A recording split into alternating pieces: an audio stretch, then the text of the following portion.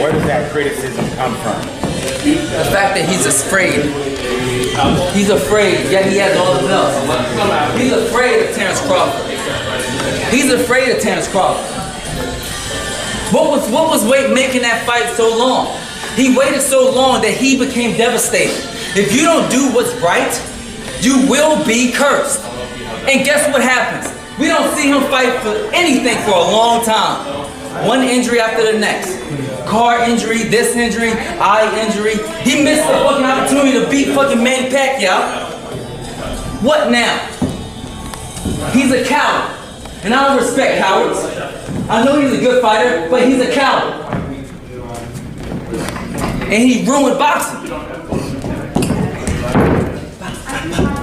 You said that he's going to lose against Ugas. What is there that you see in him that looks like he's going to drop the unification bout versus Ugas? Because I can see it already in his eyes. You think I can't see it? You think I can't see what Alexis Rocha looked like when I look him in his eyes? You think I don't know what's happening with Errol Spence? Mentally, spiritually? It's all over his face. And when I look him in his eyes, I don't see a winner. I don't see a victorious winner in what he's going through. Everybody's going through struggles, trials, tribulations. I don't see it from him.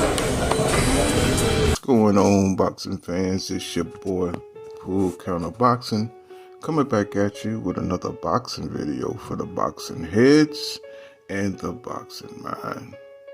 Please smash that like button and subscribe to my channel for more hardcore boxing content. This is a Paul but Blair Cobbs, he was at his training facility where he caught up with Fight Hype, and they, he was going off about Errol Spence Jr.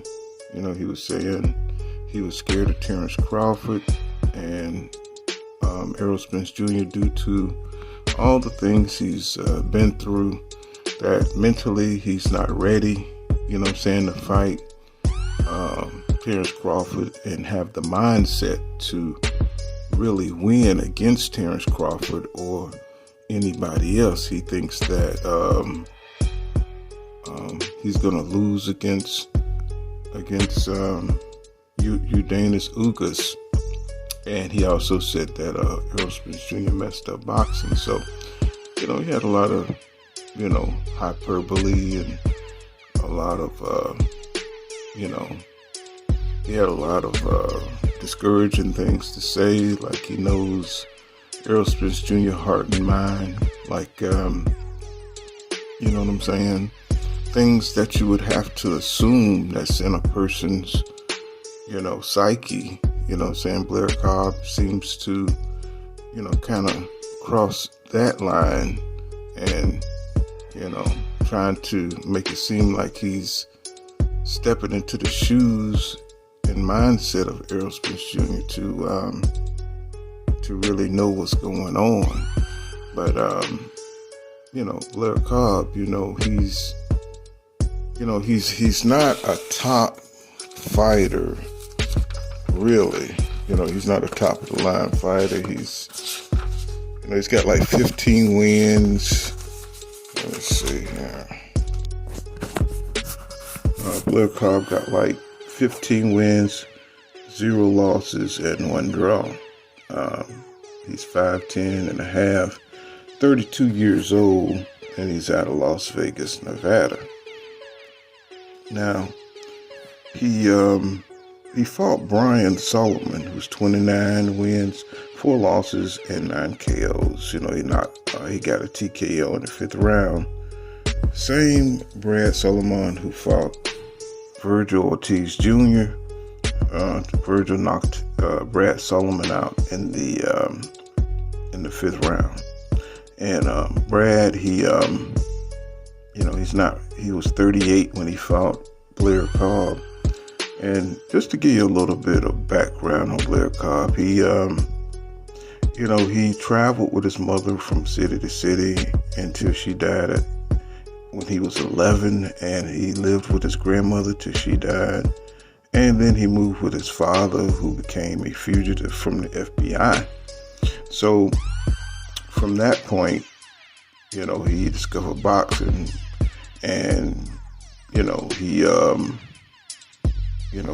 fought this guy named Martique Holland, something like that.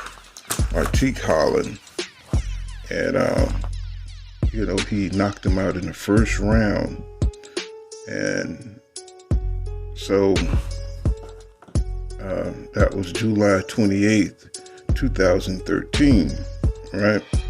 So he acquired 9 victories and 1 draw with 6 KOs by the time he fought Fernandez Kerbayan, and he won a unanimous decision where he won the WBC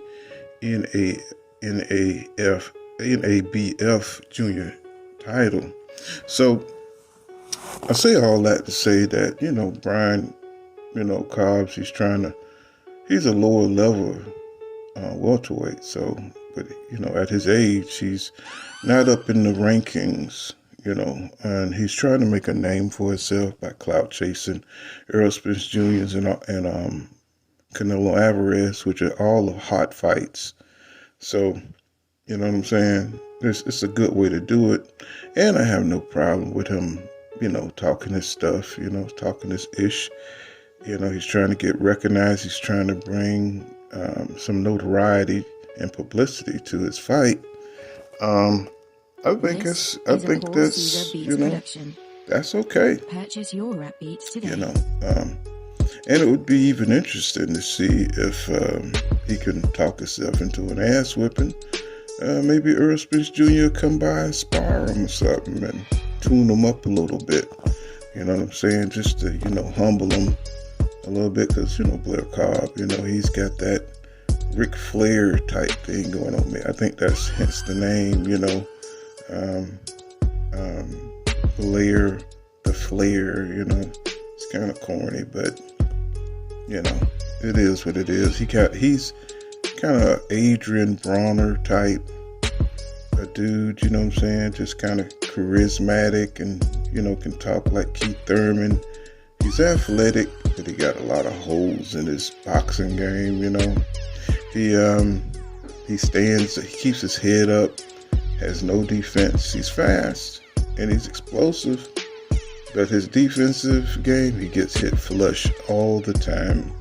And I believe Errol Spence Jr. would make short work of this guy. I think all the top welterweights at the top would make quick work of Blair the Flair, you know what I'm saying? And, you know, sometimes you gotta talk your stuff to get recognized, and, you know, but his skills are horrible. And, you know, but he has all kind of abilities though, you know, natural gifts. He's just not a player, you know what I'm saying? He is not a player in the game. But that's all I got. This has been Pool Kind of Boxing.